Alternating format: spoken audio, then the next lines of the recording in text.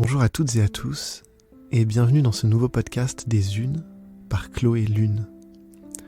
Je m'appelle Kiké, on va parler de militantisme, d'écologie, de tantra, de contraception masculine et de l'aller-retour incessant entre cheminement intérieur et action extérieure. Bonne écoute. Je sens que c'est hyper curieux pour moi parce que je vois que c'est pas du tout mon mode d'action en fait et que on est un peu comme deux univers qui se rencontrent. On a des modes d'action, des stratégies qui sont hyper différentes. Moi par exemple, je me dis ça passe par l'espace en fait d'accompagner les transformations de l'être par ce podcast et toi c'est plutôt dans l'action, dans la sensibilisation aussi. Ouais. J'ai l'impression que là ça fait plusieurs semaines que tu t'es engagé à fond dans l'organisation en fait, d'action. Tu t'es investi dans des assos, t'es devenu activiste, on dit ça activiste ? Ouais, c'est ça. Tu vas dans des universités, t'accueilles des gens chez toi pour sensibiliser en fait à des thématiques. C'est de la curiosité de où est-ce que tu trouves cette force ou tu vois qu'est-ce qui est important pour toi ? Je pense qu'une des premières choses qui me met en mouvement dans ce sens-là, c'est un alignement avec mes valeurs et avec ce que je vois du monde. À savoir que y a une prise de conscience progressive de où est-ce qu'on en est aujourd'hui en termes de crise climatique et d'actions qui sont prises pour tenter de minimiser autant que possible les dégâts, et de constat qu'on est très très loin d'être à la hauteur des enjeux. Et les conséquences de ça vont être, et sont déjà, parce qu'on le voit, les millions de déplacés au Pakistan avec des inondations, les morts de canicules, millions d'hectares de forêts brûlées chaque été, c'est déjà ça, quoi. C'est déjà aujourd'hui, et ça va être de pire en pire. Et donc le constat qu'on s'avance vers quelque chose comme ça m'empêche de me dire, ok, je vais juste continuer à vivre ma vie tel que je le faisais avant et à profiter et à laisser ça de côté dans un coin de ma tête et puis à pas y penser. Et aujourd'hui, c'est pas possible en fait. Si je me mets pas en action, je vais être dans un état émotionnel de, je sais pas, peut-être pas de dépression, mais enfin ça va être vraiment difficile quoi, parce qu'il va y avoir un vrai désalignement à l'intérieur de moi entre ce que je vois et ce à quoi j'aspire, entre mes valeurs et mes actes, et au contraire justement de me mettre dans l'action. Et ça me donne l'impression de faire quelque chose, ça me procure beaucoup de joie parce que je rencontre des personnes qui sont extrêmement intéressantes, qui ont des réflexions extrêmement poussées sur la société, sur le monde qu'on veut créer, sur la politique, et d'avancer ensemble, d'agir concrètement ensemble pour faire émerger le monde qu'on a envie de voir advenir demain. C'est quelque chose de très puissant et de très joyeux. Il y a quelques temps, chez toi, j'ai participé à un atelier qui s'appelle D'automne. Un atelier où finalement on prend conscience en fait de l'ampleur des émissions carbone et de comment potentiellement à titre individuel et collectif on peut agir. Une sorte de jeu un peu coopératif. Et un des trucs qui m'avait marqué, c'était une sorte d'invitation, tu vois, à recréer aussi de nouveaux récits collectifs ou de nouveaux modes d'action. Et je vois que ça, c'est quelque chose qui me touche beaucoup parce qu'on peut faire le constat qu'il y a un problème. Mais du coup, la question qui se pose, c'est ce qu'on en fait et comment on propose de nouvelles alternatives. Mais c'est quelque chose de central pour moi dans la transition écologique, parce que cette histoire de nouveaux récits, puisque personne n'a envie d'être contraint à faire quelque chose qui procure pas de joie, qui fait pas plaisir. Donc si demain, tout le monde, que ce soit les publicitaires, que ce soit nos potes sur les réseaux sociaux, nous vend ses meilleures vacances de sa vie à l'autre bout du monde en avion, on va avoir envie de faire ça parce que c'est ça qui nous fait plaisir. Si demain on change les imaginaires, alors je prends un exemple qui est un peu bateau, celui du voyage, c'est le plus évident, mais si demain on change les imaginaires là-dessus et que en fait on arrive à rendre sexy le voyage en vélo au fin fond de la Creuse, et tout le monde aura envie de faire ce type de voyage-là parce que ça va faire partie des imaginaires et de ce qui attire les gens. Il y a toute une question de comment on permet ça et comment on rend ça possible. Donc, changer nos imaginaires, changer nos envies, qu'est-ce qui est attirant ? C'est une question centrale et se pose aussi, pour changer ces imaginaires, comment intégrer au mieux la dimension écologique dans les choses qu'on va faire, qu'on va entreprendre. Et aujourd'hui, elle est très peu présente. Quand on prend l'avion, on se pose rarement la question de c'est quoi le coût écologique. Alors de plus en plus, mais pour une grande quantité de personnes, ça n'existe pas en fait. Et donc comment on rend ça visible pour aussi mettre de la conscience sur ok, je choisis de faire telle action, je connais les conséquences et je le fais par choix délibéré parce que j'estime que c'est nécessaire, parce que j'estime que ça vaut le coup entre guillemets ou autre. Et tant qu'on n'a pas cette conscience-là, C'est difficile de se dire de renoncer à quelque chose ou de changer ses habitudes par volonté. Ce que ça m'évoque, en fait, c'est avoir conscience en fait, de son impact. Ouais, c'est super important. Et c'est vrai que c'est difficile parce que c'est très loin de nous, quoi, le nombre de tonnes de CO2 que chaque personne émet par an dans l'atmosphère. C'est un chiffre sur un papier, concrètement, on le voit pas directement. Et puis on se dit, ok, c'est juste moi à titre individuel, donc ça va. C'est pas grand-chose, oui, c'est vrai. Sauf qu'on est une somme de nous-mêmes à titre individuel et qu'à la fin, ça fait des dépassements qui sont conséquents et qui causent la situation qu'on est en train de vivre. Il y a quelques semaines, j'ai fait un stage autour du travail qui relie, qui est une proposition en fait, d'une activiste américaine qui a développé ça dans les années 70. Je me souviens plus exactement comment elle s'appelle. Joanna Macy.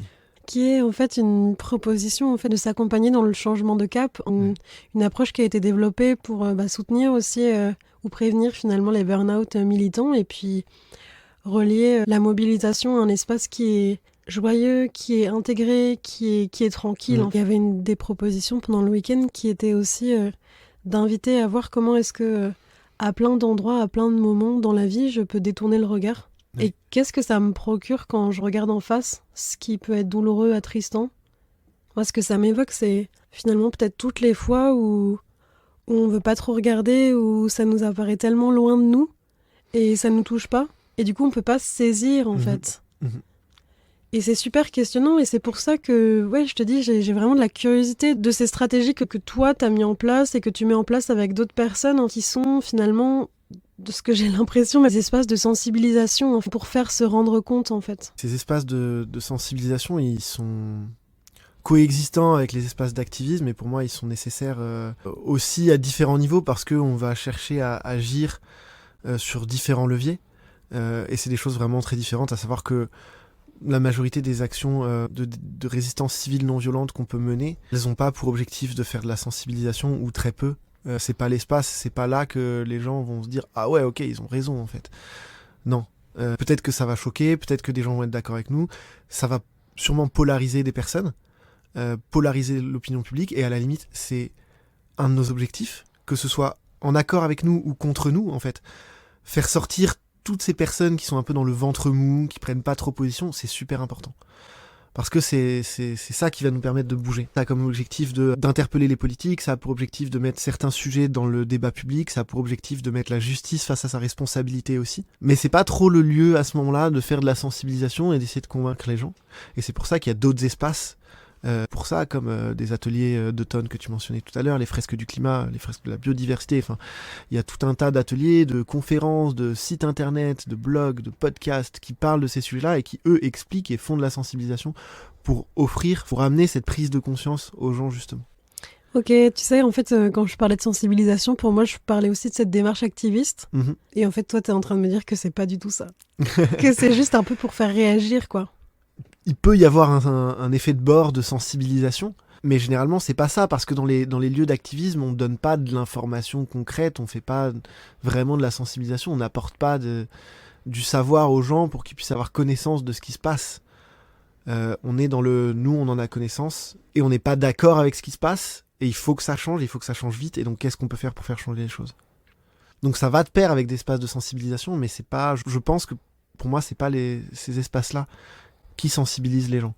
En revanche, les gens ont déjà un point de vue, probablement, sur la question, et pouvoir en débattre, vont pouvoir derrière en parler, peut-être en famille ou dans d'autres cadres, et puis ça va sûrement amener des discussions. Comme j'entends des actions qu'ont pu mener Extinction Rébellion avec Total et la BNP Paribas contre le projet d'oléoduc COP en Afrique. Il y en a qui peuvent être ciblés pour effectivement alerter l'opinion publique, mais on n'est pas dans des espaces sur lesquels on va pouvoir vraiment sensibiliser de façon profonde et concrète. Ce que je pourrais entendre, c'est un peu comme agiter l'espace public pour peut-être faire des sursauts ou des réveils. Ouais. C'est ça que ça m'évoque. Ouais, ça me parle beaucoup. Complètement. Et agiter l'espace public à tous les niveaux, à savoir que c'est au niveau dans la conscience des gens qui vont voir les actions, entendre parler, qui vont se dire oh, ça me fait quelque chose, pourquoi ? Agiter l'espace médiatique pour qu'il y ait des sujets qui soient mis sur la table, agiter l'espace politique, et puis agiter l'espace judiciaire aussi, et ça c'est super important dans la démarche de résistance civile non violente, quoi. C'est vraiment l'intention de se dire on fait des choses qui sont répréhensibles judiciairement, même si elles sont pas très graves, On va jusqu'au procès, et au procès, on met les juges face à leurs responsabilités. En leur disant, bah voilà, aujourd'hui, vous devez juger des personnes qui sont intégrées socialement, de la résistance civile, parce que le constat scientifique est là, et que le gouvernement n'est pas à la hauteur des enjeux et des décisions qu'il devrait prendre. Qu'est-ce que vous allez faire ?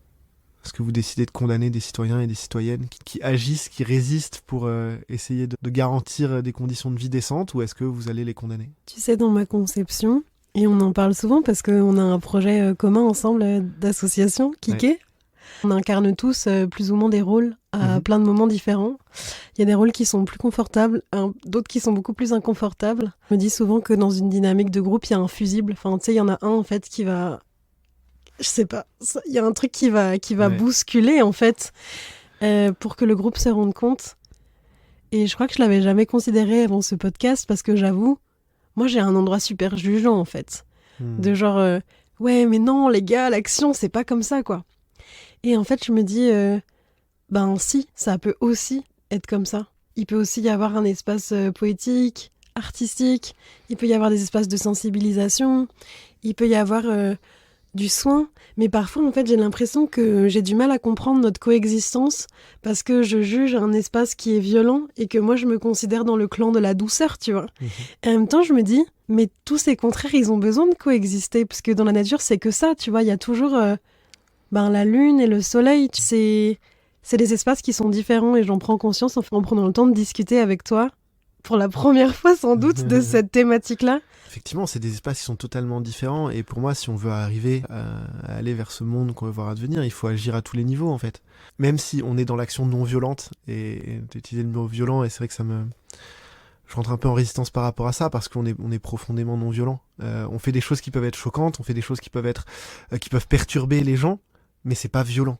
Je veux dire, mettre de la peinture sur un lavable à l'eau sur un bâtiment public, s'asseoir sur une route pendant 20 minutes, on est sur des choses qui sont pas violentes, et encore moins si on les met en perspective avec les dizaines de milliers de morts de la catastrophe climatique. Là c'est violent. Mais du coup tous ces espaces ont besoin de coexister, et si demain en fait on change toutes les lois du jour au lendemain, mais que les personnes n'ont pas été préparées par un travail, plus comme tu dis, dans la douceur, plus dans le changement des mentalités, dans le ouvrir des espaces de discussion, proposer de la transformation intérieure, en fait, ça sert à rien que des lois soient votées ou que des décisions soient prises, parce que les gens n'auront pas envie de les suivre.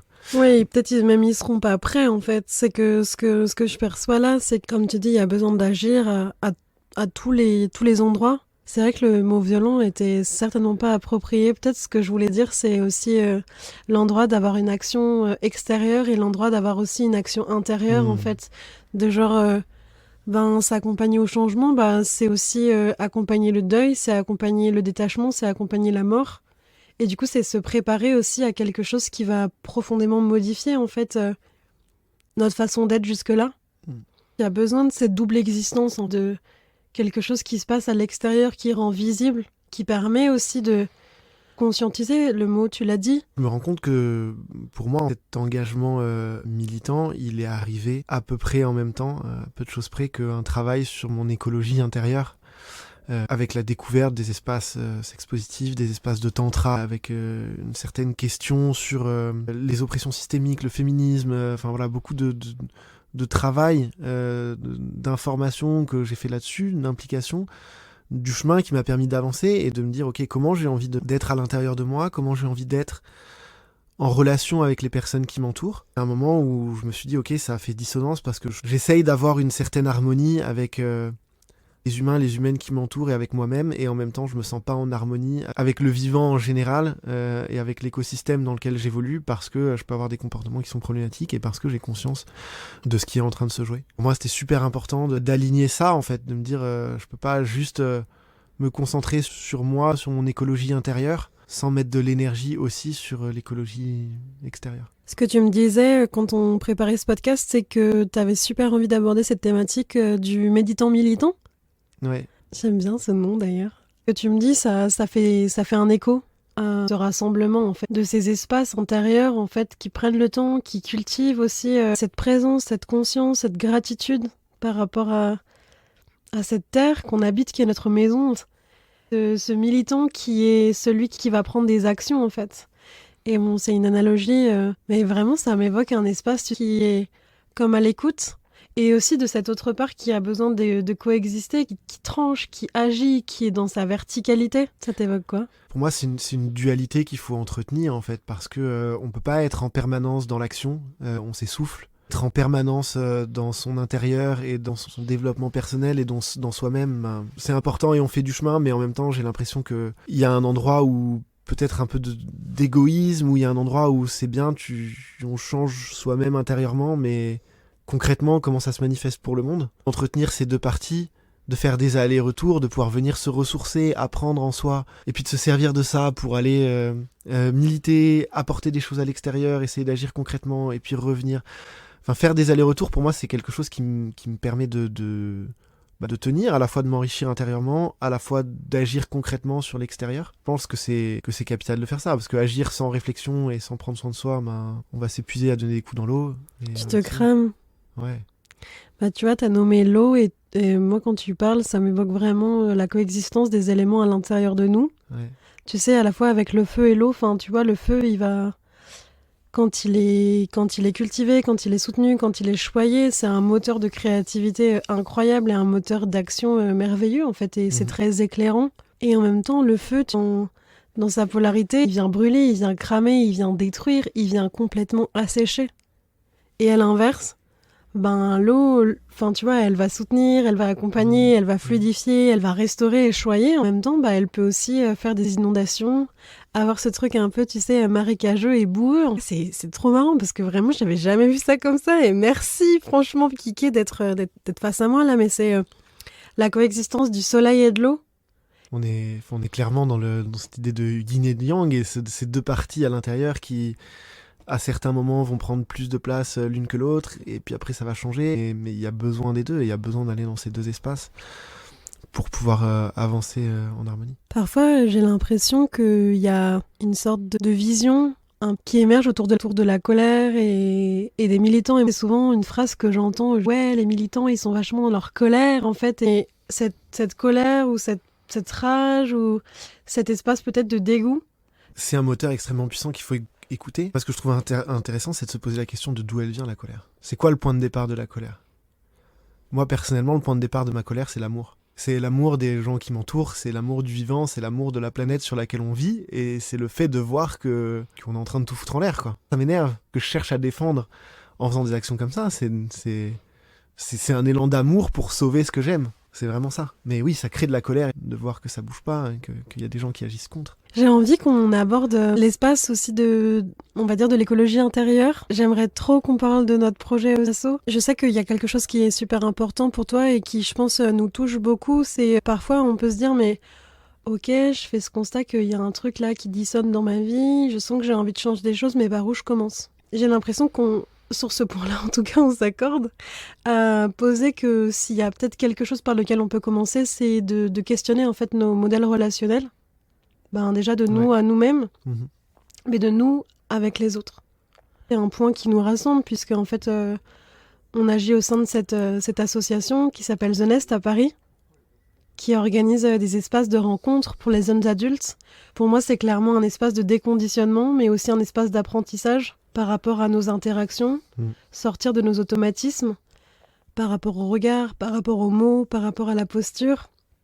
Et j'ai l'impression que depuis maintenant 4 ans qu'elle existe, cet asso, c'est des espaces qui permettent de mettre un peu de lumière et de perspective sur nos schémas relationnels. Alors nous, on se sert du corps, on se sert de la danse, on se sert de l'approche, en fait, on va dire psychocorporelle, émotionnelle, mais on vient comme aussi parsemer des espaces autour du consentement, des limites, de l'accueil aussi de ses besoins et de ses émotions. Pour expliquer ce que c'est The Nest, pour moi c'est un espace qui est super important parce que je le vois comme une porte d'entrée vers une nouvelle façon de relationner, d'être en lien avec soi-même et avec les autres.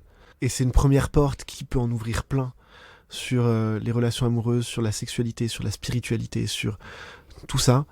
Et effectivement, c'est des espaces dans lesquels on peut traverser ses émotions, on peut se recentrer sur soi-même, essayer d'accueillir ce qu'on vit, les émotions, les sensations dans lesquelles on va être en lien différemment avec les personnes, beaucoup plus dans la lenteur, dans la conscience, des espaces dans lesquels on va expérimenter le toucher, dans lesquels on va découvrir une autre façon d'être à son corps aussi et au corps de l'autre, d'être dans le regard, d'être dans la présence. Et je trouve que cet espace, il est super beau, à la fois pour les personnes qui viennent pour la première fois et qui ouvrent cette porte et qui découvrent tout ça, et à la fois pour des personnes qui reviennent super régulièrement et qui se disent c'est un peu mon hygiène de vie tous les mois ou plusieurs fois par an de venir dans cet espace, de me poser, de me reconnecter à ça. Et derrière, ça s'arrête pas là, c'est des choses qui, ok, on va le vivre dans cet espace-là, mais après ça nous enrichit et c'est une énergie qu'on peut ramener dans nos autres relations pour tenter d'amener ce regard et de changer la façon dont on évolue. C'est comme un espace en fait de questionnement qui permet juste d'aller avoir une autre contribution dans le monde et même de questionner un peu ça. C'est quoi ma place dans le monde, c'est quoi mon mode d'action quoi. J'ai l'impression que tu as commencé des espaces autour du tantra et autour du sexpo en même temps. C'est pas du tout les mêmes choses. Est-ce que tu voudrais bien peut-être nommer ce que c'est pour toi aussi et partager ton retour d'expérience sur que ça t'a permis de faire de voir ou de faire évoluer dans ta vie parce qu'au-delà de l'histoire que tu vas partager, c'est aussi mettre du lien sur en quoi ces espaces ils peuvent être super importants pour nourrir aussi notre posture en l'engagement quoi. Effectivement, j'ai commencé à fréquenter ces espaces à peu près en même temps et ils représentent des choses totalement différentes pour moi. À savoir que les milieux sexpositifs, ça a été ma porte d'entrée. Le mouvement sexpositif, c'est un mouvement issu du féminisme qui vise à offrir des espaces de découverte et d'exploration des sexualités sans jugement, avec des valeurs centrales autour de l'inclusion, du féminisme et du consentement. Et donc ça part du principe qu'en fait tout est ok à partir du moment où tout le monde a envie de le faire. Et ça m'a apporté énormément d'outils de communication dans la relation à l'autre. Ça m'a fait complètement changer de façon de communiquer, d'aller vers un consentement verbal, d'aller vers un consentement explicite. Ça m'a fait prendre conscience de plein de schémas que je pouvais avoir, à la fois dans ma façon de relationner, à la fois dans ma sexualité, à la fois dans ma façon d'être aussi avec moi-même. Et c'est des espaces dans lesquels il y a une conscience qui est mise sur ce qu'on fait et sur pourquoi on le fait et sur c'est quoi le moteur derrière. Et ça m'a amené après vers plus des espaces de tantra dans lesquels pour moi il y a une encore plus grande dimension spirituelle et qu'est-ce qu'il y a à l'intérieur de moi.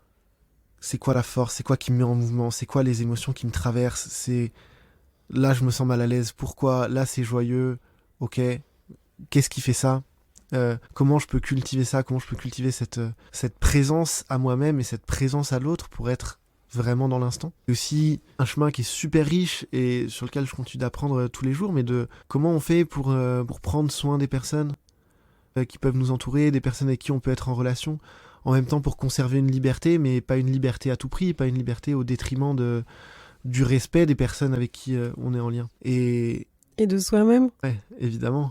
Ouais, comment savoir s'écouter soi-même et poser ses limites, et en même temps comment on fait quand ces envies, elles peuvent être contradictoires avec les envies des personnes avec qui on est en relation. Comment l'exprimer, comment le communiquer, comment trouver des solutions pour pouvoir avancer. Et pour moi, en fait, tous ces espaces, ils sont extrêmement précieux pour continuer à avancer dans mon action militante, parce que ça m'a appris à accueillir mes émotions, à les traverser, et pour le coup, on est poussé dans des émotions extrêmement fortes dans les milieux militants, en fonction de ce qu'on fait, mais en tout cas, c'est mon cas.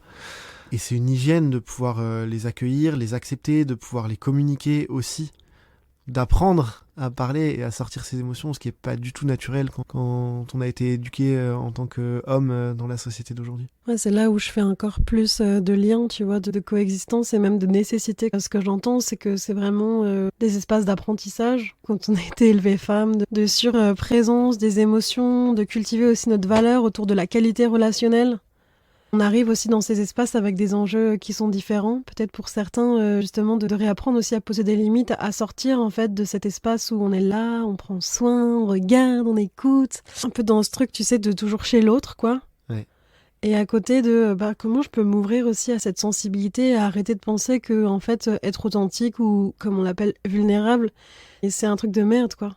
Et du coup, ouais, ce que je perçois, c'est aussi qu'en venant questionner sa façon d'être avec les autres, en venant observer aussi ce qui se passe dans les relations, c'est ça qui peut aussi nous permettre d'évoluer vers d'autres choses. Et d'ailleurs, souvent, c'est intéressant, tu vois, j'imagine pour toi aussi, mais en tant que membre du bureau de l'asso, je vois quand même pas mal de gens passer, et puis j'en vois qui évoluent beaucoup.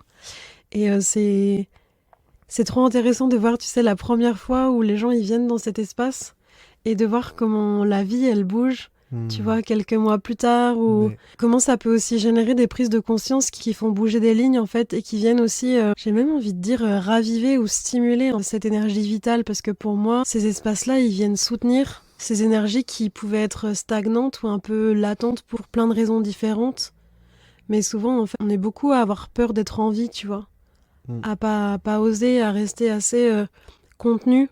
Et j'ai l'impression que ça, c'est aussi des espaces d'agitation, mais pas d'agitation dans le mental, mais d'agitation qui viennent faire circuler peut-être différemment l'énergie. complètement, je pense que si on fait un travail sur soi, dans son questionnement, dans son positionnement à l'intérieur, qu'on réussit à mettre en lumière certaines choses, à en débloquer d'autres, et qu'on se sent aligné, ben, derrière, on va beaucoup plus prendre conscience des alignements qu'il peut y avoir avec notre vie extérieure, que ce soit dans notre travail, que ce soit dans nos relations, que ce soit dans nos activités en dehors. Et ça va être à la fois, on va en avoir conscience, ça va être de plus en plus inconfortable, et à la fois, on va sentir aussi de plus en plus empuissancé pour aller provoquer les changements dont on a besoin pour s'aligner. Et c'est pour ça que commencer par ce travail intérieur, enfin derrière, ouais, ça va générer des changements d'extérieur, parce que on a envie d'aller vers plus d'alignement et plus de lumière. Ouais, moi je dirais aussi que quand ça bouge à l'intérieur de ton système, ça bouge forcément aussi à l'extérieur du système. Je sais pas si ça t'est déjà arrivé, mais récemment j'ai eu une expérience qui m'a beaucoup marquée. Je suis revenue d'un stage de yoga. Et en fait, quand je suis rentrée à la maison, j'ai senti que j'avais besoin de faire bouger tous les meubles, de toute la structure. Et c'était hyper marquant parce que je me suis dit, ça bouge tellement en moi qu'en fait, il y a quelque chose qui se réajuste à l'extérieur. Et j'ai vraiment l'impression que c'est toujours deux mouvements. Enfin, à la fois, l'extérieur vient me faire bouger, et en même temps, moi, je viens carrément faire bouger aussi l'extérieur. Tu vois, il y a une forme de réciprocité. Je sais que tu as aussi un sujet qui te tient super à cœur, justement, qui touche aussi aux relations et à sa responsabilité, et du coup aussi à la contraception. Et à plusieurs reprises, en fait, avant qu'on aille parler de ce sujet de la contraception que je trouve hyper intéressant et important, j'ai envie de savoir si ces espaces-là, ils viennent aussi nourrir ton processus créatif, et est-ce que tu fais un lien entre sexualité et créativité, parce que pour celles et ceux qui connaissent pas encore Kay, et je vous souhaite de le découvrir, de le rencontrer. Tu as fait à plusieurs reprises, en fait, comment t'appelles ça? Un témoignage sur scène? Stand-up? Ouais, un stand-up. Ouais. Stand-up. Autour de la contraception masculine. Et j'ai l'impression que tu n'avais pas vraiment fait de théâtre avant, ou que c'est pas forcément quelque chose qui était dans ton quotidien. Alors, ouais, il y a un lien. En fait, bah déjà, tout ça, ce sujet-là, il est arrivé par les entrées dans ces mondes et les questions que ça a apporté. Les nouvelles façons de relationner, les questions sur le féminisme, sur l'égalité, etc. Et du coup, la question s'est posée à un moment avec une amoureuse de, ok, la contraception, comment on fait?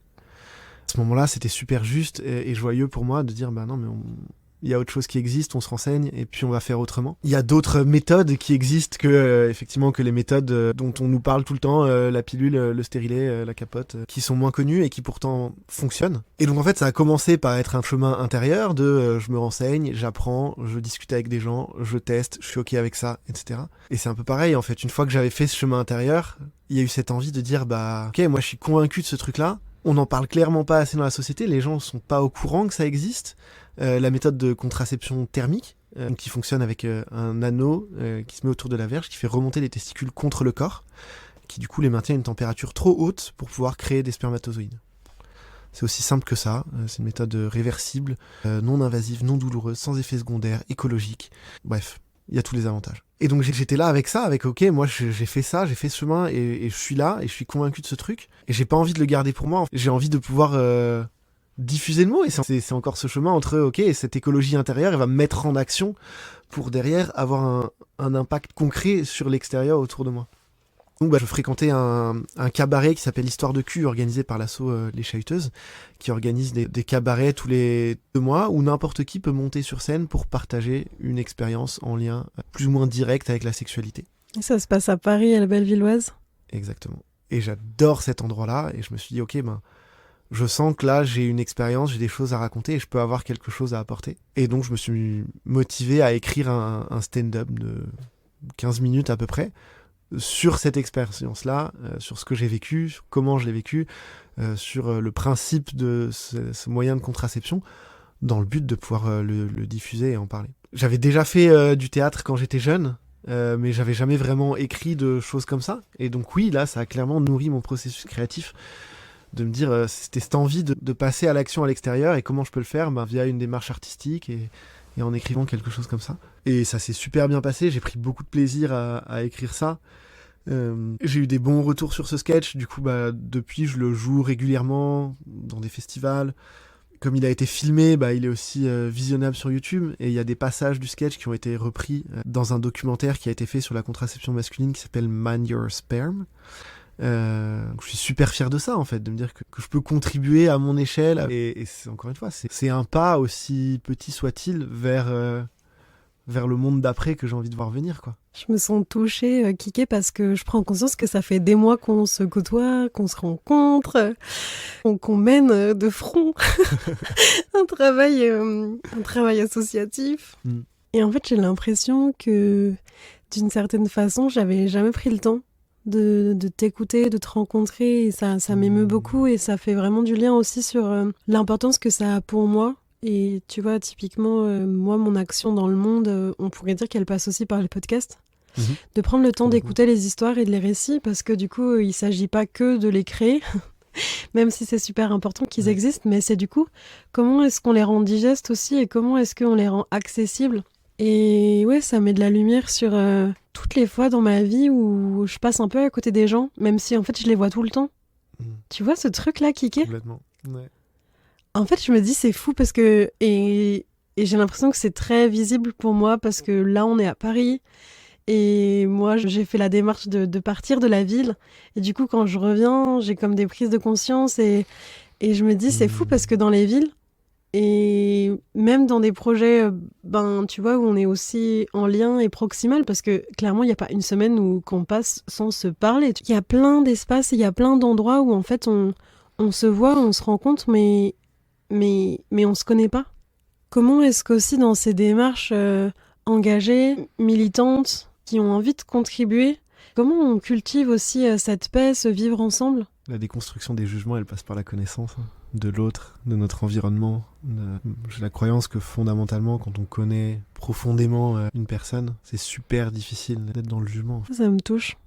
Vraiment, ça me touche en fait. Et j'ai envie d'inviter ou d'inciter, tu vois, chacune et chacun d'entre nous qui écouteront, réécouteront à peut-être se questionner en fait, qui est-ce qu'autour de moi j'ai pas encore totalement rencontré, et qui est-ce que j'ai l'impression que souvent en plus les personnes vis-à-vis desquelles j'ai le plus de jugement ou d'appréhension, en fait c'est les personnes qui sont le plus proches de moi. C'est juste qu'elles viennent me révéler une polarité contraire et encore non incarnée ou métabolisée intérieurement, tu vois. Et du coup, ouais, c'est une invitation, là, cet échange, à reprendre le temps aussi, d'écouter ce qu'on a à nous dire, et peut-être en sortant de ce que ça peut nous faire, ce truc où je dis que je passe mon temps à écouter, mais est-ce que j'entends vraiment ? C'est une question qui est assez présente pour moi, et je sais que j'ai un travail de présence à faire, aussi pour prendre le temps de vraiment accueillir, de vraiment entendre, de vraiment écouter. Et encore une fois, c'est un chemin sur lequel je suis avec les espaces dans lesquels on évolue, et je sens que j'avance, mais je me sens aussi très sensible à cette société de consommation, de tout va très vite, de stimulation permanente, qui fait que l'attention peut être démultipliée à plein d'endroits différents, et que du coup, on écoute, mais on n'entend pas vraiment. En tout cas, moi, je sais que ça peut être mon cas, et je trouve ça trop précieux d'avoir des espaces comme celui que tu proposes aussi via ce podcast, où on se pose, on prend le temps, et on voit ce qui sort, on voit ce qui est vivant, on voit ce qui émerge, et puis on apprend à découvrir des individus, des personnes de façon profonde, quoi. Qu'est-ce qui les met en mouvement, qu'est-ce qui les anime. J'ai fait une interview avec une femme qui s'appelle Déborah Laloum. Alors, je sais pas si au moment où ton podcast sortira, ça sera avant ou après, mais elle me suggérait de développer aussi des formats plus courts. Tu vois, parce que là, c'est vrai que, il y a ces conditions, il y a ce studio, même si tout début du projet, j'ai fait ça clairement avec mon téléphone portable et qu'en fait, ça faisait le taf, tu vois. M'inciter à me dire, essaye d'aller questionner aussi l'automatisme ou peut-être la croyance intérieure, tu vois, qu'il faut mettre plein de choses en place pour rentrer spontanément en connexion profonde avec l'autre personne. Et ça m'a vachement questionnée, tu vois, depuis hier, je suis avec cette question et je suis là genre, Mais ouais, en fait, je me raconte encore des histoires, tu vois, qu'il faut des rituels, qu'il faut tout un espace un peu protocolaire, qu'il faut prendre le temps. Est-ce qu'on avait vraiment besoin de prendre le temps ou est-ce que juste je peux comme inviter, ouvrir une posture intérieure de me sentir en fait en permanence sécure dans mon corps et du coup en contact, enfin en capacité en fait de recevoir l'autre tel qu'il est. Je reviens un peu sur est-ce que j'entends, est-ce que j'écoute. Je pense que le rituel, le protocole, c'est un super bon moyen pour rentrer là-dedans, pour l'apprendre à être dans cette posture, pour la découvrir et pour l'intérioriser. Mais pour moi, clairement, l'objectif, c'est de plus en avoir besoin à terme. C'est d'arriver à être dans cette posture de façon naturelle, tous les jours, chaque instant. Avec n'importe qui. Et avec n'importe qui, ouais, dans cette posture d'écoute et d'attention à l'autre. Mais c'est clairement pas inné et ça s'apprend. Et pour moi, c'est ces espaces-là de ritualiser qui permettent de l'apprendre. Ouais, c'est pas inné ou alors ça peut avoir été complètement chahuté ou chamboulé en fait en fonction de notre histoire, notre culture, ces injonctions aussi avec lesquelles on a grandi. Tu vois, de plus en plus, je prends vraiment conscience que même si je peux avoir l'air d'être hyper extravertie, bah en fait, il y a une part de moi qui est tellement timide, qui a tellement peur du contact, tu vois.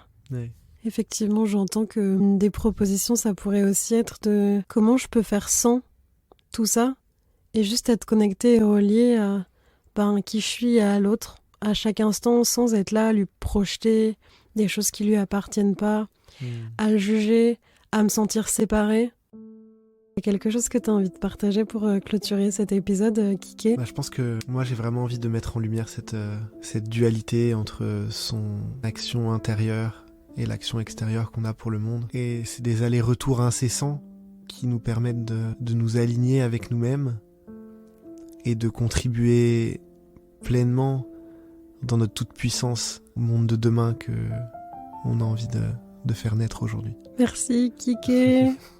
Merci à toi Chloé. Merci à vous toutes et tous qui êtes présents depuis le début ou qui débarquez sur cet épisode. Bienvenue d'écouter toute cette palette. Ça fait déjà 2 ans que ce projet existe et j'espère bien qu'il va continuer avec des profils de plus en plus différents pour pouvoir aussi s'unir dans cette diversité. Merci de cœur à cœur Chloé.